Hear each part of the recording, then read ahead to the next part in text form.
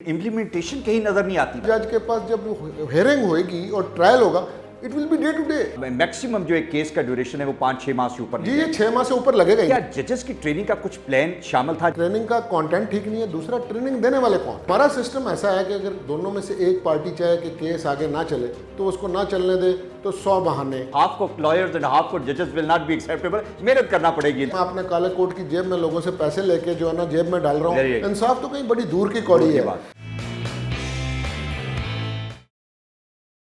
हमारा judicial system deliver क्यों नहीं कर रहा? क्यों हमारे लिए ये एक अजाब वाली बात है कि अगर किसी शख्स को इंसाफ चाहिए होता है तो अदालतें साल हर साल उस शख्स को इंसाफ नहीं दे पाती। हमारे जजेस और हमारे वोकला शायद उस सिस्टम में उस तरीके से डिलीवर नहीं कर पाते बिकॉज सिस्टम उनको सपोर्ट नहीं करता। लेकिन यह भी फैक्ट है कि ये दोनों उस सिस्टम का हिस्सा हैं। खामियां कहां हैं? इनको किस तरीके से बेहतर किया जा सकता है? मौजूदा चीफ जस्टिस का बहुत फोकस है जुडिशियल रिफॉर्म्स पे। मॉडल कोर्ट्स इंट्रोड्यूस करवाई गई और वो टाइम एंड अगेन उनका जिक्र करते हैं, which is a very good step. लेकिन क्या मर्डर केसेस और नारकोटिक्स केसेस ही इन मॉडल कोर्ट्स का फोकस होना चाहिए? हमारे सिविल केसेस जो एक लंबा अरसा साल हर साल 20-25 साल तो एक रूटीन में कोर्ट किया जाता है कि लोग इस सिस्टम में सफर करते रहते हैं, क्या इसको बेहतर करने की जरूरत है? और इस पे जो काम हुआ है वो बड़ा जबरदस्त काम हुआ है पिछले 4 सालों में। इसको डिटेल में डिस्कस करने के लिए कि हमारा केस मैनेजमेंट किस तरह से बेहतर हो सकता है, कोर्ट मैनेजमेंट किस तरह से बेहतर हो सकता है, मेरे साथ एक ऐसी शख्सियत मौजूद है जिन्होंने बहुत मेहनत से इस तमाम सिस्टम को स्टडी किया, उस पे फोकस रिफॉर्म्स इंट्रोड्यूस करवाए और बताया कि अगर आप ये करेंगे तो हमारा सिस्टम बहुत जल्दी डिलीवर करना शुरू कर देगा। जफर कलानौरी साहब मेरे साथ हैं। जफर भाई, thank you very much for your time. It is a pleasure as always. Thank you very much. मुझे ये बताएं कि जो हमारा ये सिस्टम है इसको आपने बड़ा अच्छी तरह स्टडी किया और फिर आपने मंसूर अली शाह साहब के साथ बहुत काम इस पे किया। जो आपने रिफॉर्म्स इंट्रोड्यूस करवाए, सीपीसी के प्रोसीजर्स में जो अमेंडमेंट आपने इंट्रोड्यूस करवाई, वो रुक गई। शायद इसलिए रुक गई कि आसिफ सईद खोसा साहब की प्रायोरिटी क्रिमिनल साइड है, आप उनकी स्पेशलिटी है, उनका फोकस है। लेकिन मामलात, लोगों के मसाइल सिर्फ क्रिमिनल साइड पे नहीं है, सिविल साइड पे भी हैं। हमारे डे टू डे अगर मेरा माली लेन देन किसी के साथ है तो मैं ये नहीं चाहूंगा कि साल हर साल मैं उसमें फंसा रहूं और मेरी औलाद भी उसमें सफर करे। जो रिफॉर्म्स आपने इंट्रोड्यूस करवाए, जिस पे मेहनत की, काम किया, और वो जो रुके हुए हैं, थोड़ा सा हमें उसकी तफसील बताएं। जी देखिए, ये जो सिविल प्रोसीजर कोड है ये 1908 में बनी थी। ये 2 पार्ट्स में, इसके 157 सेक्शंस हैं और इसके ऑर्डर एंड रूल्स हैं। वो इसका सब्सटेंटिव पार्ट है, ये सेक्शन है। अगर सेक्शंस के अंदर आपने कोई अमेंडमेंट करनी हो तो आपको पार्लियामेंट में जाना पड़ेगा। ठीक है। और जो इसके ऑर्डर एंड रूल्स हैं, इसके अंदर अगर आप कोई तब्दीली करना चाहते हैं तो इसका है सेक्शन 122 सिविल प्रोसीजर कोड का। वो कहता है कि हाई कोर्ट के जो चीफ जस्टिस हैं एक रूल्स कमेटी बनाएंगे और वो जो रूल्स कमेटी है वो 3 जजेस पर मुश्तमिल होगी। उनमें से एक हाई कोर्ट के जज ऐसे होना चाहिए जो लोअर कैडर से तरक्की करके, यानी डिस्ट्रिक्ट जज से हाई कोर्ट के जज बने, और 2 लॉयर्स ऑफ एमिनेंस जो हैं उसके मेंबर होंगे। अभी रिसेंटली एक कमेटी यहाँ पे काम कर रही थी अरसे से और 3 चीफ जस्टिस ने वो कमेटी जो है टाइम एंड अगेन बनाई है, मंसूर अली शाह साहब और उसके बाद यावर अली साहब और जस्टिस अनवारुल हक ने। मैं पहले भी इस तरह की कई कमेटियों कर रहा हूँ, लेकिन ये जो लेटेस्ट कमेटी थी इसमें जस्टिस अमीनुद्दीन जिसको हेड कर रहे थे, इसके 2 और जजेस जो हैं वो मेंबर थे और 2 लॉयर्स इसके मेंबर थे, उनमें से एक मैं था। तो हमने जो बुनियादी तौर पे काम किया, हमने कहा जी ये जो रूल्स कमेटी है ये डिस्कस करती है सिविल प्रोसीजर कोड का, ये जो स्केड्यूल 2 है ऑर्डर एंड रूल्स को, उसको हमने एक डिटेल स्टडी किया। और अगर कमेटी कोई रिकमेंडेशन कर दे कि जी ये तरमीम होनी चाहिए तो it goes to the full court. Full court means के हाई कोर्ट के तमाम 60 के 60 जजेस जो हैं वो बैठ जाएंगे। ठीक है। अगर वो भी उनको अप्रूवल दे दें तो उनकी अप्रूवल के बाद ये प्रोविंशियल गवर्नमेंट के पास जाता है थ्रू द चीफ मिनिस्टर, और गवर्नर साहब इसको जो है जब अपना एक्सेंट दे देते हैं तो ये वाला पार्ट सीपीसी का अमेंड हो गया।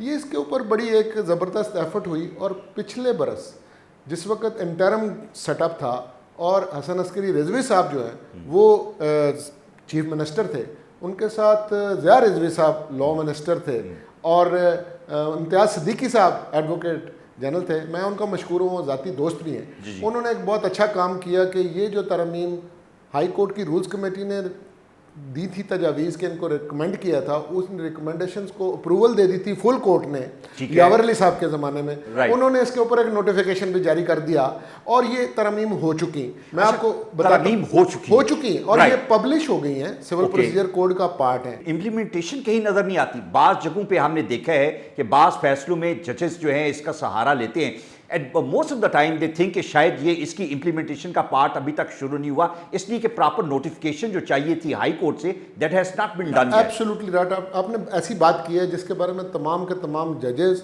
और लॉयर्स इस वक्त वरीड है। इवन मेरे से बहुत दफ़ा ये क्वेरीज आती हैं, मैं उनको बताता हूँ कि हमने बावजूद जब ये नोटिफिकेशन करवाया था तो उसके अंदर एक राइडर रखा था कि हाई कोर्ट उन डिस्ट्रिक्ट्स के अंदर इनको एप्लीकेबल करेगा और उस पीरियड के लिए करेगा कि जो वो मुनासिब समझे। हमारा ये इरादा था कि by way of pilots Punjab के 3 डिस्ट्रिक्ट्स में हम इनको राइज करना चाहते थे। और कौन से 3 डिस्ट्रिक्ट? वो 3 डिस्ट्रिक्ट थे जी, पंजाब की 3 एक्सट्रीम्स हैं। एक सेंटर से हमने कसूर को चूज किया और मुजफ्फरगढ़ को सराइकी बेल्ट से और पटवारी बेल्ट से हमने जेलम किया था। राइट। अच्छा, अब यहाँ पे हमने जजेस की जो है ना ट्रेनिंग भी कर दी जुडिशल अकेडमी में। अच्छा, वो भी मैं खुद में उसमें इन्वॉल्व रहा हूँ। राइट। लेकिन हम बार को साथ लेके चल रहे थे और हम वकला की भी ट्रेनिंग करना चाहते थे। हमारा ये ख्याल था कि बिल्कुल एक नया सिस्टम जो है वो ला रहे हैं और ट्रेनिंग करनी पड़ेगी जजेस और वकला की, और 6 महीने रन करके देख लेते हैं। अगर इसमें कहीं पे कोई खराबियां लकूनाज है तो उनको हम करेक्ट भी कर सकेंगे और फिर पूरे पंजाब में एप्लीकेबल करेंगे। वो जो पहला नोटिफिकेशन है वही जो मौजूदा चीफ जस्टिस है उन्होंने नहीं किया। देयरफॉर भाई दिस इज वेरी इंपॉर्टेंट। हमें ये अंडरस्टैंड करना है कि एक लंबी एक्सरसाइज जो आपने की, 60 जजेस इन्वॉल्व हुए, जिस तरह एक कमेटी ने एक पूरी एफर्ट 2-3 साल की एफर्ट थी, व्हाट इज द हिंड्रेंस? कोई पर्सनल गराज है, रीजन है, बायस है कि एक ऐसा प्रोसीजर जिससे आवाम को रिलीफ मिलना है, जो इतनी लंबी पेंडेंसी पड़ी हुई है केसेस की, उससे आपने जान छुड़ानी है, why this is not being done? देखिए जी, मैं आपको बताऊं, हमारे सिस्टम में ना जो चीफ जस्टिस हैं, स्पेशली प्रोविंशियल जो चीफ जस्टिस हैं, वो बहुत ही पावरफुल फिगर होते हैं।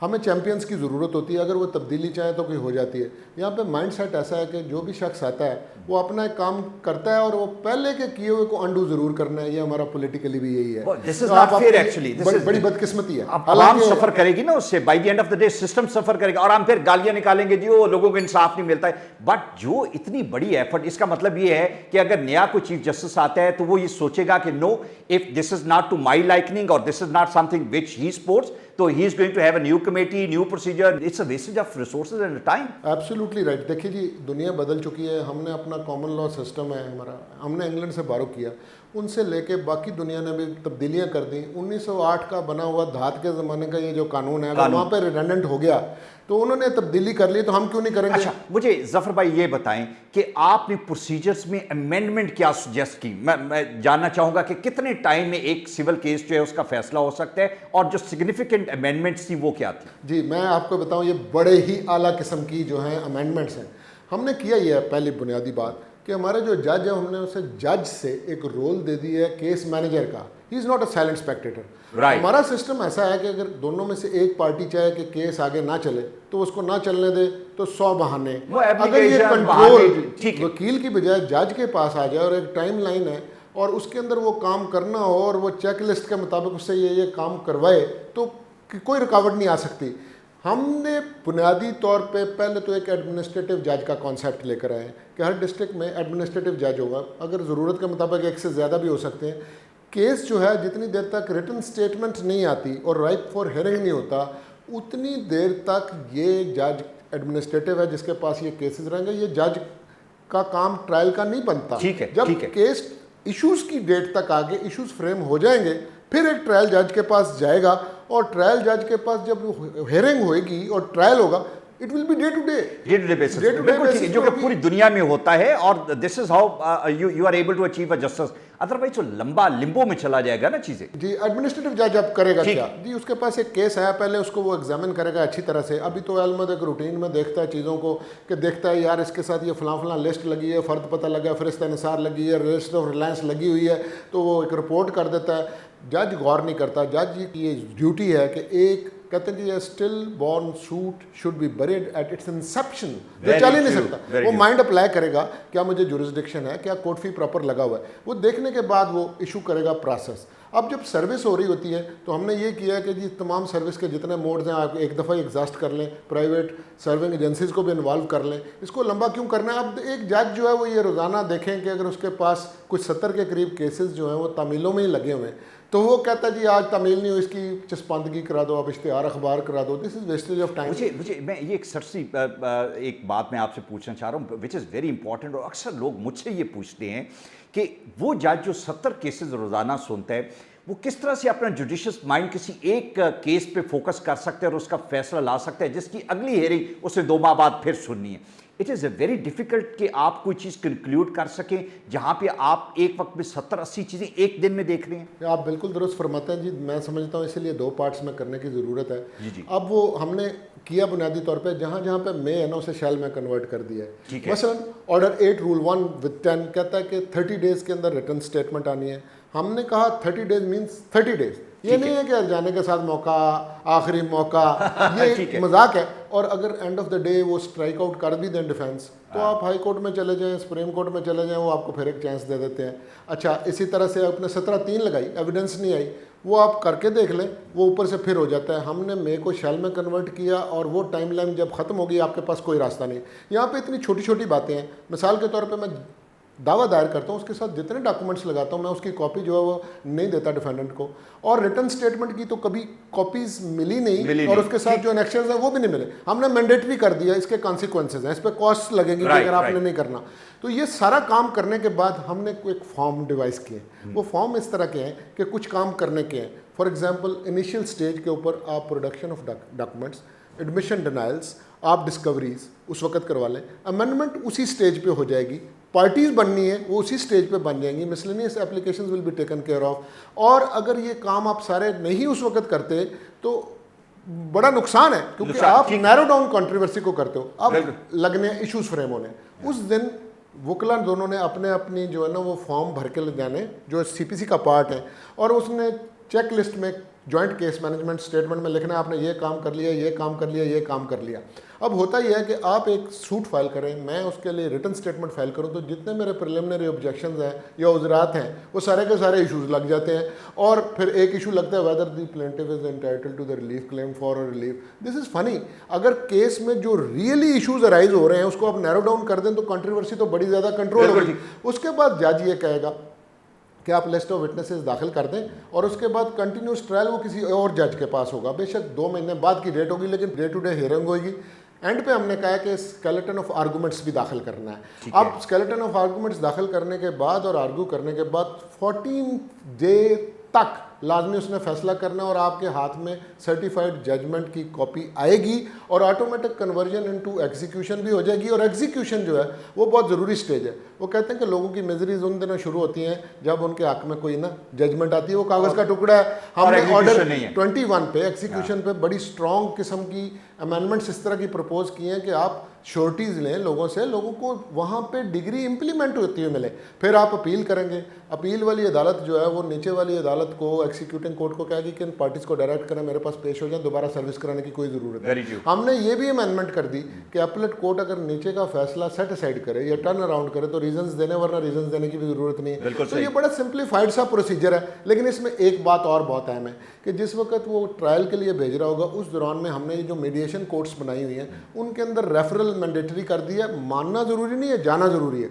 और मेरा ये ख्याल है कि बहुत सारे केस जो हैं वो थ्रू एडीआर डिसाइड हो सकते हैं। आपके तकरीबन कुछ 60-70% केसेस तो यहाँ ही निकल जाएंगे, जो बाकी रह जाएंगे उस पर जज के पास काम कम हो जाएगा और कंटिन्यूस ट्रायल होगा तो फैसला होगा। This is a very smart thinking actually, कि आप दोनों ऑप्शंस आपने रखे हुए हैं, जो आपका मीडिएशन से हल हो सकते हैं उसे, जो ट्रायल पे आना है उसको ट्रायल पे। सर अभी तो ये बात है, वो कहते हैं जी justice delayed is justice denied, ये कान पक गए, ये फिनोमेना सुनते people are waiting for. This is very unfortunate. आप तो ये मजाक बन चुका है। सर आपकी जो अमेंडमेंट्स आपने सजेस्ट किए इससे मुझे लगता ये है कि मैक्सिमम जो एक केस का ड्यूरेशन है वो 5-6 माह से ऊपर जी, ये 6 माह से ऊपर लगेगा ही नहीं किसी सूरत में। और मैं आपको बताऊं कपल विद द फैक्ट कि अभी फेडरल गवर्नमेंट ने, जिन्होंने सब्सटेंटिव पार्ट के अंदर फरोग नसीम साहब के पास, मैंने उनके साथ बड़ा क्लोजली काम किया है और उन्होंने बिल टेबल कर दिया नेशनल असेंबली में। जैसे सब्सटेंटिव पार्ट भी अमेंड हो जाएगा सीपीसी का, और उसके बाद बिलीव करें कोई सिविल केस, मैं अक्रॉस दी बोर्ड बात कर रहा हूँ, सिविल प्रोसीजर कोड जो है ये सबके लिए प्रोसीजर है, सिविल केसेस किसी तरह के भी हैं, 6 माह से ज़्यादा नहीं लगने लगे।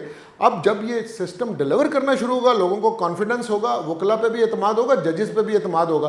और देखिए ये जो स्केलेटन ऑफ आर्गूमेंट्स है, इसकी एक बड़ी खूबसूरत बात और है कि देखिए मैं जब अपना gist of arguments along with the case law जज को देता हूँ, तो जज साहब को उनको डील करना पड़ेगा सारे पॉइंट्स को जो मैंने टेकअप किए, और जजमेंट्स अगर वो नहीं एग्री कर रहे तो फिर उनको डिफरेंशिएट करना पड़ेगा, उनको बताना पड़ेगा। अभी तो जजमेंट मेरे हक में आती है, कन्वीनियंटली जज साहब उस इशू पे फैसला कर देते हैं जो बड़ा वीक होता है, मेजर डिफेंड करना मुश्किल हो जाता है, तो मुझे भी करके खानी पड़ेगी, जजेस को भी करके खानी पड़ेगी।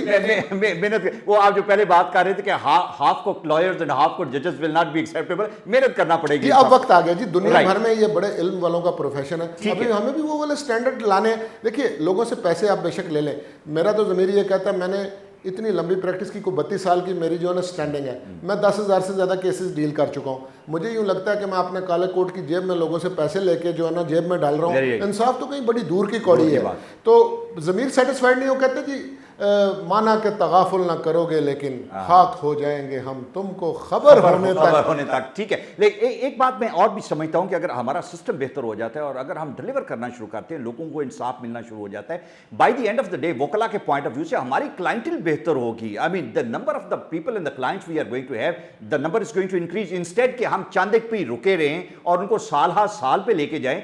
Why not to focus more clients instead of just being with a couple of those? Absolutely right. देखें ना, जो सिस्टम डिलीवर नहीं करता, लोग कहते हैं जी हम जो है ना दोस्त दांजली से बाहर ही फैसला कर लेंगे, लड़ाइयाँ होती हैं, लोग उस सिस्टम में जाने नहीं चाहते। लड़ाइयों की बेसिक वजह यह है कि जब आपको अदालतों से फैसला नहीं मिलता तो आप खुद उसका फैसला करना शुरू कर देते हैं। वो बड़ा अफसोसनाक है कि लोगों को एक लीगल सिस्टम के ऊपर जो है ना वो ट्रस्ट नहीं है, और लोग जो है फैसला करते हैं। सर, मैं फरोग नसीम साहब की आपने बात की, विच इज़ वेरी इंपॉर्टेंट, और बड़ा हार्टनिंग सी ये बात है कि एक अमेंडमेंट जो है वो टेबल हो चुकी है, और अगर वो भी हो जाती है और जो प्रोसीजर्स यहाँ पे अमेंडमेंट है, तो इट्स बीन एक बड़ी अचीवमेंट है हमारे सिविल प्रोसीजर कोड के लिए। लेकिन क्या जजेस की ट्रेनिंग का कुछ प्लान शामिल था जब आपने ये अमेंड किया? बिकॉज जब तक जजेस को ट्रेन नहीं किया जाएगा, आप उनके लिए कोई 1 महीने की training separate to understand this system, because बाहर के ममालिक में जजेस की ट्रेनिंग पे बहुत फोकस है जिन्होंने इस पूरे सिस्टम को आगे लेके चलना है। Do you suggest anything similar over here? जी बिल्कुल। देखिए ये जो जुडिशल हमारी अकेडमीज़ हैं, इनके अंदर मुझे पढ़ाते हुए 25-26 बरस हो गए। ये जो इसका कंटेंट है ये ठीक नहीं है, हमें नई चीज़ें सिखाने के लिए यहाँ पे कोर्सेज नए इंट्रोड्यूस कराने, ट्रेनिंग नई इंट्रोड्यूस करानी है। जहाँ तक इस पायलट प्रोजेक्ट जो हम शुरू करना चाह रहे थे, हमने तीनों डिस्ट्रिक्ट के जजेस को ला के ट्रेनिंग दे दी हुई है, और हमारा ये ख्याल था और हम ये करना चाहते हैं कि हमें खुद चल के जाना है इन डिस्ट्रिक्ट्स के अंदर। ठीक है। मेरे साथ 3-4 लोग हैं, हमने मिल के ट्रेनिंग करनी थी, और हमारा ये ख्याल था कि हम वहाँ पे जाएंगे फिज़िकली, और वहाँ पे जाकर लॉयर्स को भी साथ शामिल करेंगे, और ये कंटिन्यूसली इसको मॉनिटर करेंगे। इस तरह से ये बात चलेगी। आप सब लोगों को लाहौर नहीं ला सकते, लेकिन आप तो चल के जा सकते हैं। फिर ट्रेनर्स प्रोग्राम बहुत ज़रूरी है, कंटिन्यूसली लोगों की ऐसी ट्रेनिंग आप करते रहें। एक तो ये है कि ट्रेनिंग का कंटेंट ठीक नहीं है, दूसरा ट्रेनिंग देने वाले कौन है? हर बंदा ट्रेनिंग नहीं दे सकता। आफ्टर ऑल जजेस की ट्रेनिंग है, प्रैक्टिसिंग लॉयर्स की ट्रेनिंग है। इसके लिए बार को भी अपना रोल प्ले करना है, और हमारी जुडिशियल जितनी एकेडमीज़ हैं उनको भी रोल प्ले करना है। और ये हमें सोचने की ज़रूरत है कि हम कौन से कोर्सेज पढ़ा रहे हैं, हम उनको कौन सा रीडिंग मटेरियल दे रहे हैं, और फिर ये ज़्यादातर इसमें रोल प्लेज हैं। जब तक आप प्रैक्टिकली नहीं करते, हैंड्स ऑन आपको एक्सपीरियंस मिलता है। उसके लिए जो सीनियर कॉम्पिटेंट जजेस जो रहे हुए हैं वो रिटायर्ड हैं, तो मेरा ख्याल है उनको भी अपना हिस्सा अदा करना चाहिए कि आके अपने जो यंग जजेस हैं उनको फ्यूचर के लिए ट्रेन करें। मसलन how to write a good judgment, there is no training as such. आप उनकी जो लिखी हुई जजमेंट है उनके पास जाएं, वो उसको थोड़ा सा कोई उसकी तराश खराश करेंगे। और फिर अब तो दुनिया में जी शॉर्ट जजमेंट्स का रिवाज आ गया है। हमने अभी ये भी सजेस्ट किया है कि टेम्पलेट्स बना लिए जाएँ, ये लंबी लंबी जजमेंट्स का दुनिया में रिवाज नहीं है, तो उन टेम्पलेट्स को फिलअप कर दें और आपको रीजंस देने हैं। मसलन अमेरिका में अगर आप एक कोर्ट में जाएँ तो जजमेंट जो प्रपोज जजमेंट है दोनों लॉयर्स लिख कर ले जाते हैं। जज साहब उसका जो एक पार्ट है रिलीफ वाला सिर्फ वो फिलअप करते हैं, और फिर पूछते हैं कि अगर किसी ने अपील करनी हो तो वो रीजंस डिटेल्ड देते हैं, वरना डिटेल्ड रीजंस भी नहीं देते। अब यहाँ भी वक्त आ गया है कि इस तरह की लंबी लंबी कहानियाँ जो हैं वो डालने का वक्त नहीं है, हमारे पास इतना है ही नहीं टाइम, सिर्फ कट शॉर्ट करना है। और दूसरी एक बहुत बड़ी वजह ये भी है कि ये जो हमारे सुपीरियर जुडिशरी के जजेस हैं इनका भी एक माइंडसेट चेंज करने की ज़रूरत है। देखिए बेशुमार जजमेंट्स ऐसी हैं जिनके ऊपर कंट्राडिक्टरी जजमेंट्स हैं और आपकी अथॉरिटेटिव प्रोनाउंसमेंट नहीं है, बड़ा बेंच बना के आपको अथॉरिटेटिव प्रोनाउंसमेंट करनी चाहिए, क्योंकि वो जो जजमेंट्स हैं जब वो फॉलो होती हैं तो केसेस को डिले करने की और केसेस के गलत फैसला करने की भी एक वजह बनती है, उनको भी चाहिए। मुझे याद है कि मौजूदा जो चीफ़ जस्टिस साहब हैं, इनका एक बेंच बना था आज से 2 बरस पहले, उसके अंदर मैंने ज़ाती तौर पर खुद 70 के करीब जजमेंट्स इनको ऐसी दी जो कंट्राडिक्टरी जजमेंट्स हैं, यानी कि 2 मेंबर बेंच का एक फ़ैसला है, दूसरे 2 मेंबर बेंच का और फैसला है। सुप्रीम कोर्ट के कामों में से एक बहुत बड़ा काम ये भी है कि वो लार्जर बेंच बना के एक व्यू दे दें, वो भी एक वजह बन रही है। दूसरा ये जो जजेज़ हैं ना जी, मेरा ख्याल है इनकी जो प्रमोशन है वो इस बेसिस पे होनी चाहिए कि आप उनकी लिखी हुई जजमेंट्स जो हैं वो उनका बेस्ट टेस्ट हैं और best criteria for their promotion. उससे आपको पता लग जाएगा कि लीगल माइंड किस तरह से ये सोच रहे हैं और क्या इनकी जुडिशियल थिंकिंग है, क्या ये लॉ को या केस लॉ को अप्रिशिएट कर सकते हैं, इनकी रीजनिंग कितनी प्रॉपर है। देखिए इस तरह की कोई ट्रेनिंग यहाँ पे नहीं हो रही। ये जो हमसाया मुल्क वगैरह, मैं जो उस दुनिया की बात नहीं करता जो बहुत एडवांस है, इवन इंडिया में, बांग्लादेश में, श्रीलंका में सुपीरियर जुडिशरी के जजेस जो हैं ये भी जुडिशियल एकेडमी जाते हैं, क्योंकि हमें सब कुछ नहीं आता। खास तौर पे जो नए फिनोमेना हमें लर्न करना है, जो हम ये कहते हैं हमें सब आता है, ना वकला को सब आता है, ना जजेस को सब आता है। हमें ओवरऑल अपने आप को अपडेट करना है और दुनिया में जो चीज़ें एक्सपीरियंस हो चुकी हैं उनको इंडिजनाइज करके पाकिस्तान पे एप्लीकेबल करना है। एक हमारा डिलेमा ये भी है कि हम बहुत सारी NGO से ना वो एड वगैरह ले लेते हैं, वो बिल्कुल उनको पाकिस्तान के मारूजी हालात का, यहाँ के जुडिशियल सिस्टम का कोई पता नहीं होता और वो बिल्कुल बच्चे हैं, वो यहाँ पे आके कहते हैं जी आप ये वाला काम करें। देखिए ठीक है, जो ग्राउंड रियलिटीज हैं, जो यहाँ की मुश्किलात हैं, वो अपनी जगह पे मैं उनको इग्नोर नहीं करता, आप उनसे हेल्प लें, लेकिन जब तक आप मिक्स नहीं करेंगे और यहाँ पे जो सीजन्ड किस्म के लोग हैं, सारी ज़िंदगी जिन्होंने वकालत किया है, जो टॉप क्लास जजेज़ हैं, मेरा ख्याल है वो जब तक उन चीज़ों को ना देखें, हर चीज़ एज इट इज़ जो किसी दूसरी दुनिया में एप्लीकेबल है वो यहाँ पे एप्लीकेबल नहीं हो सकती। तो बात यह है कि इन चीज़ों को इम्प्लीमेंट करने के लिए सिर्फ एक विल की ज़रूरत है, by stroke of a pen. Chief justice Lahore high court इन सारी की सारी अमेंडमेंट्स को एप्लीकेबल कर सकते हैं, उनको एप्लीकेबल करना चाहिए और लोग जो इस कन्फ्यूजन के अंदर उनको दूर करें और ये भला होगा, ये सिस्टम का भला है, लोग उनको भी दुआएं देंगे और उनको अच्छी तरह से याद रखेंगे। You are here for a short time. देखिए जो भी आता है पॉजिटिव बातें हैं, तो हम आज बैठे हुए यहाँ पे बात कर रहे हैं, मंसूर अली शाह साहब ने अच्छा काम किया, यावर अली साहब ने अच्छा काम किया, अनवारुल हक साहब ने अच्छा काम किया, तो हम ये कहेंगे जी हमारे मौजूदा जो चीफ जस्टिस हैं लाहौर हाई कोर्ट के, उन्होंने भी बहुत अच्छा काम किया। तो ये इंस्टीट्यूशन की बात है, इंडिविजुअल की तो बात ही नहीं है। तो उन तक मेरा ख्याल है कि ये आवाज़ जो है मेरी पहुंचेगी, ये पहुंचनी चाहिए, बिकॉज हमने इसके ऊपर वो कहते हैं जी दिन रात लगाया, टाइम मनी एनर्जी, 26 साल इसी दश की सयाही में जो है वो हमारा जो वक्त गुजर गया। तो अगर आप ज़मीर मार लीजिए पैसे बहुत मिल रहे हैं, तो पैसे नहीं, हम सब ने खुदा के पास जाना है। हमसे खूबसूरत, हमसे ज़हीन लोग तो धक्के खा रहे हैं।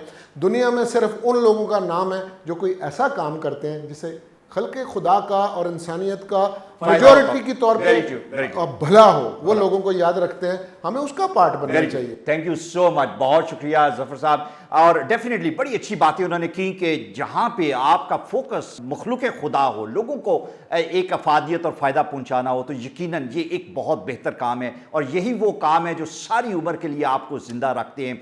Chief justice Lahore high court को ये जो इतनी बड़ी एफर्ट है, कोशिश है, इसको आगे लेके जाना चाहिए, इसको अप्रूव करना चाहिए। और सिविल प्रोसीजर में ये अमेंडमेंट पाकिस्तान के लाखों लोगों की ज़िंदगी, उनका फ्यूचर, उनका जो हाल है उसको बेहतर करने में बहुत इंपॉर्टेंट रोल अदा करेगी। और ये वक्त की ज़रूरत है, लोगों की आवाज़ है और इंसाफ होता हुआ तब भी नज़र आएगा जब इस तरह के इनकलाबी फैसले हम फ़ौरन से पहले करेंगे। Thank you very much.